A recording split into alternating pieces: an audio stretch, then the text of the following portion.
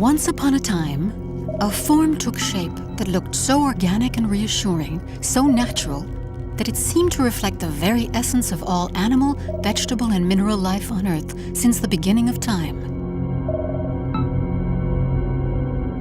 With its translucent shell providing a glimpse of its inner secrets, the Apple iMac computer appeared in 1998 and immediately became a social phenomenon, outselling all other computers simply because it was so beautiful and appealing.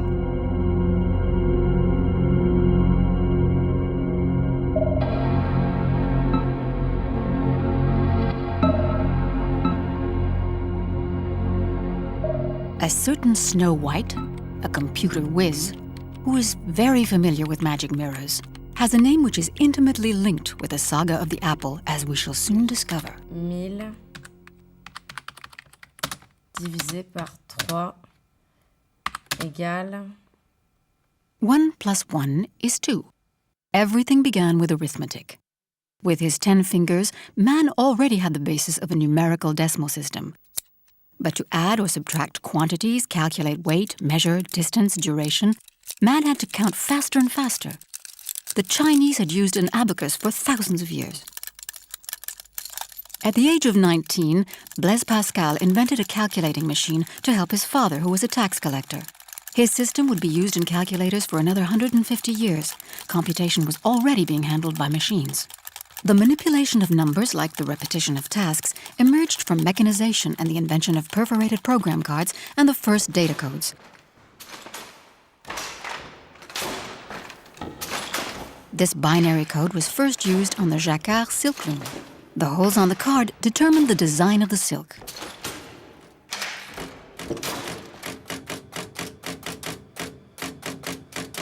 In 1921, a man from Norway named Bull invented the tabulating machine, making him a pioneer of computer development in Europe.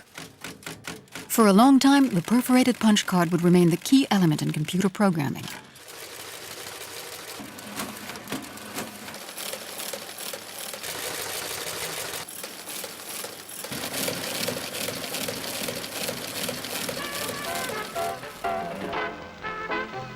Aussi, devant le volume considérable d'informations à traiter, la SNCF s'était-elle tournée dès leur apparition vers des équipements mécanographiques. Dans ces matériels, les données sont introduites sous forme de cartes perforées.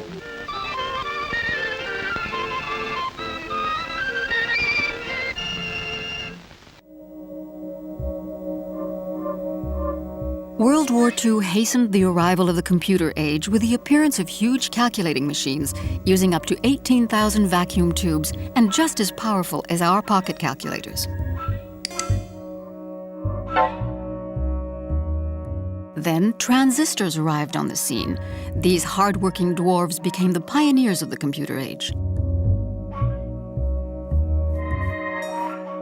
The transistor, invented in 1947 by Bell engineers, is a semiconductor which, like the electronic tube, can amplify or modify electric currents. Oddly, it would take 10 years for computer scientists to give their full attention to this invention of the century. The word computer was invented in 1955, the first printed circuit 2 years later. Each time that the number of transistors was doubled, the calculating speed also doubled. The road to miniaturization had begun. Il est même possible à une même machine d'imprimer deux documents différents à des vitesses différentes. With the support of the U.S. Department of Defense and research in American universities, the U.S. developed commercial, civil, and above all military computers. Modern warfare remains a matter of high-speed calculation and infallible precision in the weapons race. The microcomputer is a giant compared to the transistor and can be composed of many integrated circuits.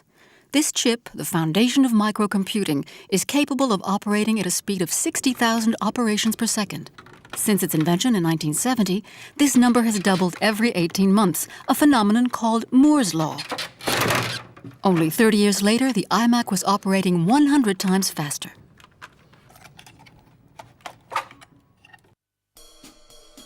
The first microcomputer was marketed in 1972. The Micral was French. But it was almost another 10 years before the personal computer would come into general use. As they became less expensive and smaller in size, these beige or gray boxes would be increasingly popular to the public.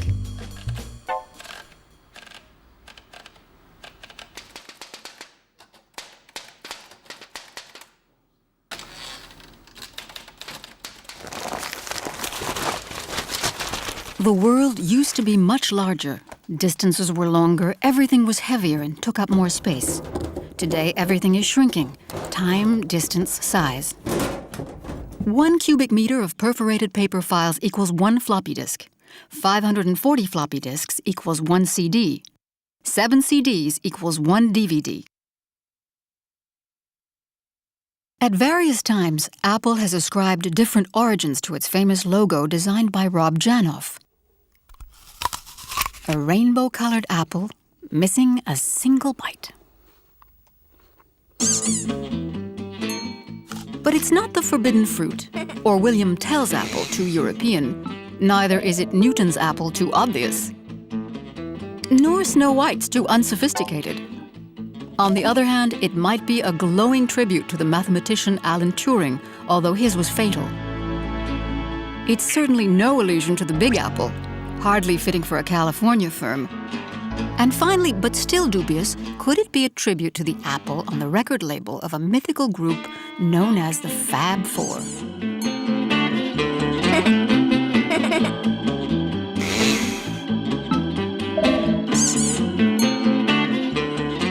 On the 1st of April, 1976, in a garage in Palo Alto, two young American computer wizards, Steve Wozniak and Steve Jobs, founded Apple Computer, offering the first low-cost personal computer that was simple and dependable.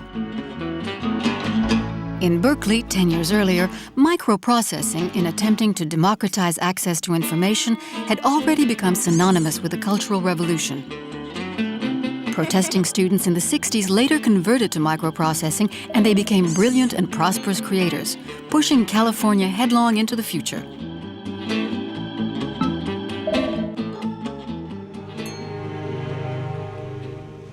Les fous, les marginaux, les rebelles, les anticonformistes, les dissidents. Tous ceux. Much more than a mere commercial, this is Apple's ethical, philosophical, and creative manifesto, a declaration of its core values. An attempt to introduce the same revolution into the computer world that Ford had introduced into the automobile industry. Nous voyons du génie, car seuls ceux qui sont assez fous pour penser qu'ils peuvent changer le monde y parviennent. In 1976, a cabinet maker in Silicon Valley made a wooden case for the first Apple computer just to hide the motherboard and the keyboard handler. It was still too early to think about a formal design. The dazzling success of the first Apple computers convinced IBM to invest in personal computers. Apple developed the first computer using a graphic interface controlled by a mouse. And like all the following models, named it after an apple, the Macintosh. The Frog Design Studio chose a concept of pure, clean lines called Snow White, which would endure until the advent of the iMac. Design became an integral part of the computer of prime importance along with software and technological innovation, and Apple created its own large in-house design department.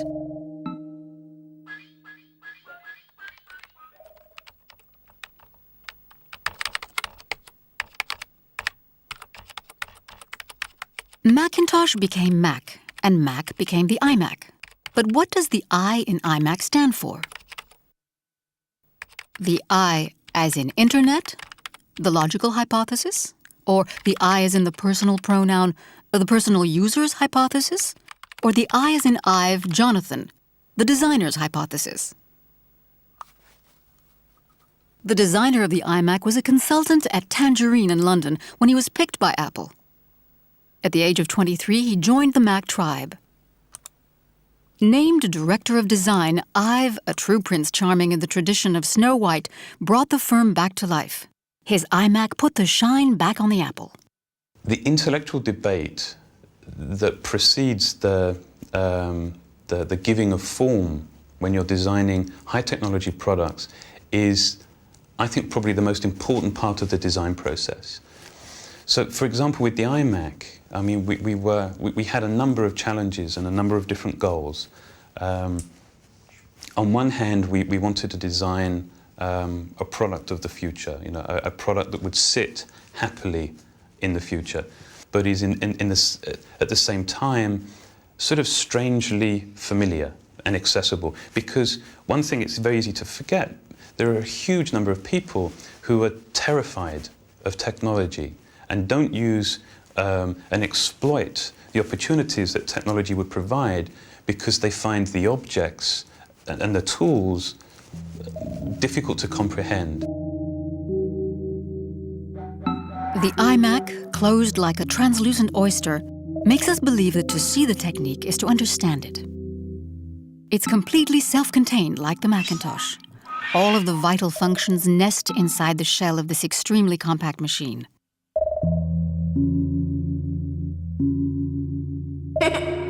The technology has been modified so that it is silent.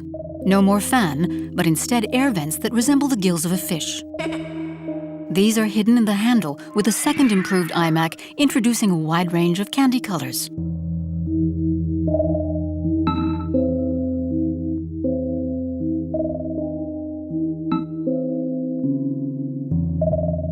Blueberry, grape, tangerine, lime, and strawberry.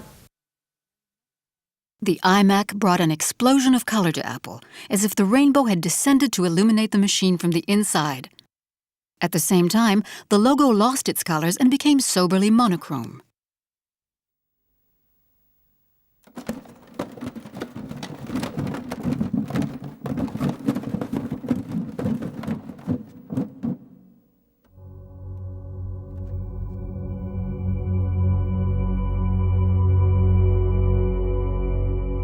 The code name for the iMac is Bondi Blue, based on the color of the first model available only in blue. Bondi refers to the famous Australian beach. The color of this object suggests a feeling, the connotation of speed. It's fast, it's smooth, it's fluid. This reference to surfing evokes surfing the web, the internet. Egg-shaped motifs were common in art and design throughout history. This round and organic form conveys a sense of reassurance about an object, especially if it's a complex object. And it suggests a protective envelope, a maternal image.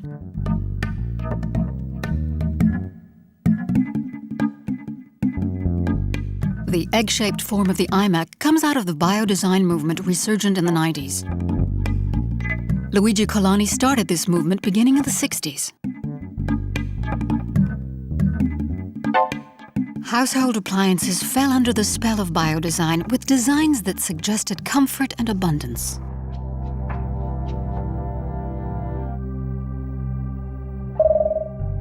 Like Columbus's egg standing flat on one end, the iMac illustrates the art of the impossible.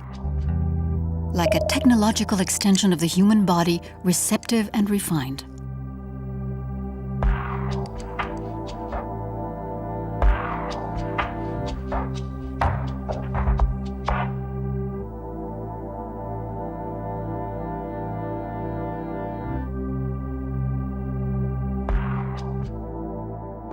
Why did we choose translucency? And I think there are a number of reasons. I mean, one is it's a celebration of the material. You know, I mean, plastic can be as easily translucent as it is opaque. But I think one of the main reasons is that it's a very vital surface finish. It's a very vital surface because it's constantly changing. The surfaces are defined and very dependent upon the lighting, the type of lighting where it is. As the day changes, in terms of where the sun is in the sky, the colour of translucent objects changes dramatically. And I also think, you know, there's a fairly specious argument that you can say you're demystifying the object. If you can see inside, maybe it's less terrifying.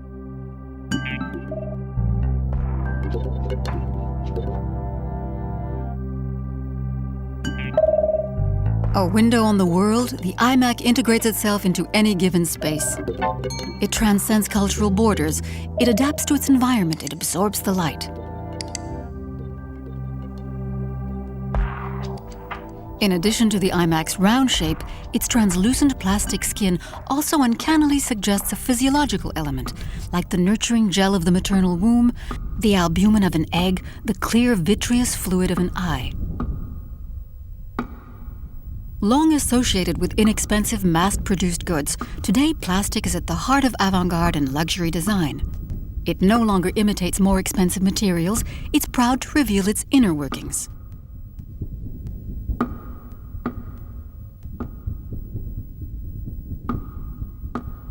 If Snow White were a modern fairy tale, Prince Charming would bring his beloved back to life in a magnificent coffin made of translucent plastic.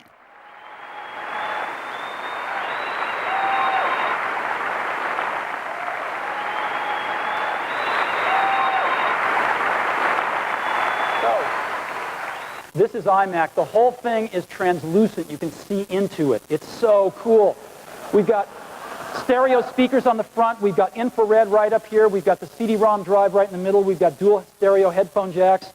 We've got the coolest mouse on the planet right here. Come on around. All of the connectors are inside one beautiful little door here, the Ethernet, the USB stuff. Around the back, we've got a really great handle here. The back of this thing looks better than the front of the other guys, by the way. The iMac was the first office computer with a handle, very much like on the Sony portable television. But since the iMac weighs 15 kilos, this handle is more a psychological support than anything else. On the other hand, the installation speed beats all records. No need to be a computer specialist to get started. An important new feature, USB ports for keyboard, mouse, and any peripheral devices. There was clairvoyance in abandoning the floppy disk drive for a single CD drive. Nothing left to do but to connect the iMac to the internet, one easy step, which also explains the fantastic success of this machine.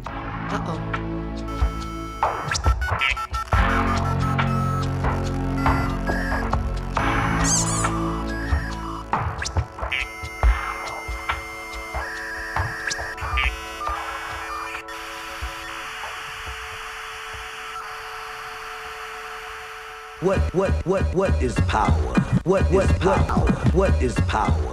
Power is originality. Power is individuality. Power is the ability to motivate. Power is the ability to communicate. Power is a spaceship. Power comes in all kinds of colors. Power is having access to the universe.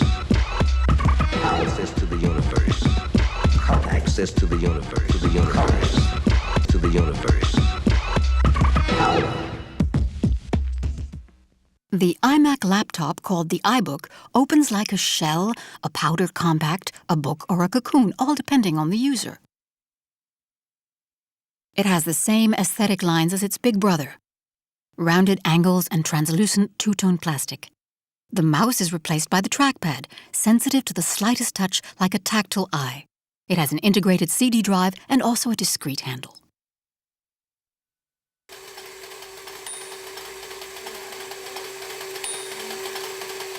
Word processing is one of the primary functions of a computer, and for this reason, computers have taken over the office, making the typewriter obsolete.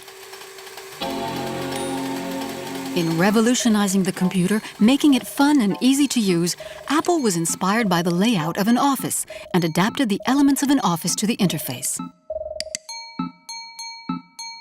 The icons on the iMac allow the user to proceed as if the screen were a vertical desk. The references are familiar office terms.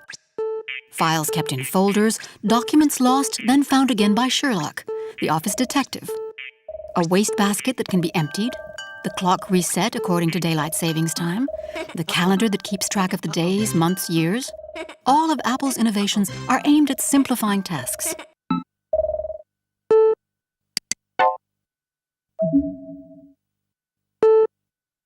Son alerte.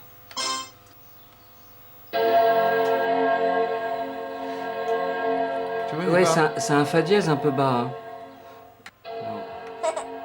Oui, c'est du mi aussi, il y a du mi là-dedans. Hein. Mi. Hein, il y a du mi là-dedans. Et toi, il y a pas mal de mi.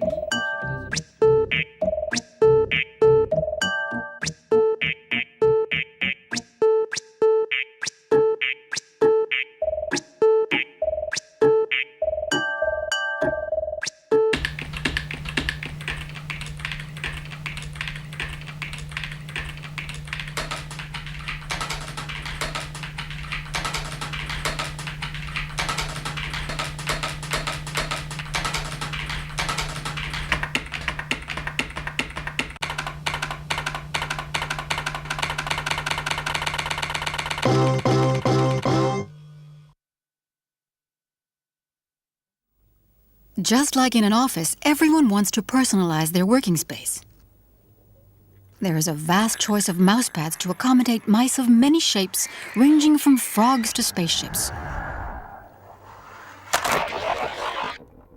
But the mouse has become more and more precocious. It can even drive cars. Sometimes, certain mousepads are inhabited by unusual guests. The iMac mouse is round and translucent like a stone, polished by the sea.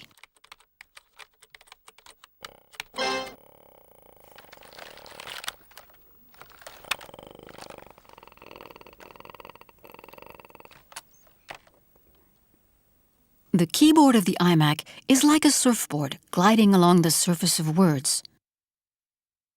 Perfect harmony between the mouse, the keyboard, and the computer that surges ahead.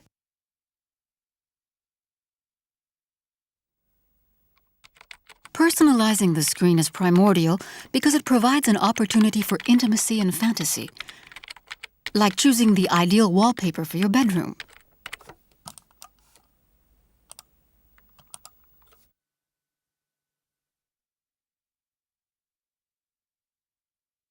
Such a quiet, tranquil setting, the underwater seascape remains a favorite for many Mac enthusiasts who surprisingly transform their computers into aquariums, into an object of aquatic reverie. Uh-oh.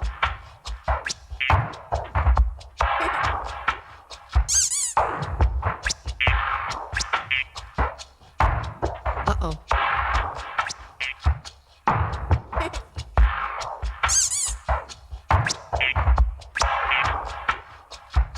Uh-oh.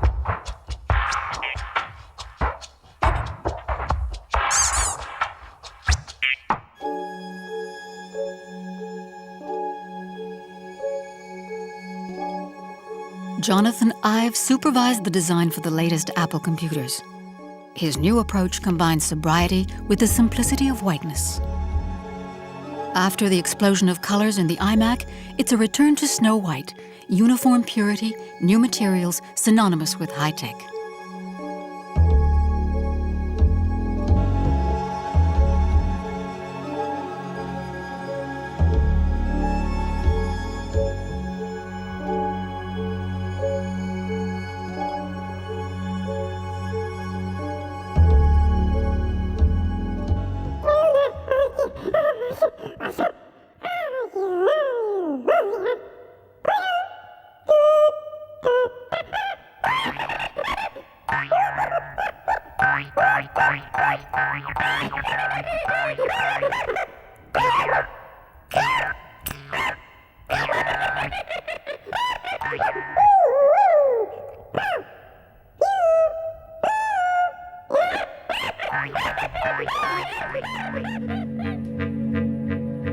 The mad technological race into the future means that computers are soon out of date, replaced, forgotten. Beyond its role as conveyor of information that was promised at the dawn of the computer age, now these machines have become vampires. They feed on each other. Mirror, mirror on the wall, asks Snow White, what is the future of it all? Tomorrow's computer is already here. It's super powerful. Gone are the cables, keyboard, and mouse. The screen is definitively flat and supple. There are multiple interconnections. The new computer listens, recognizes voices, fingerprints, captures movements. It knows its owner. It recognizes him. We enter the first era of molecular electronics, the quantum computer, inspired by DNA. Thanks to design, certain computers will survive. But what will be the image of the computer of the future?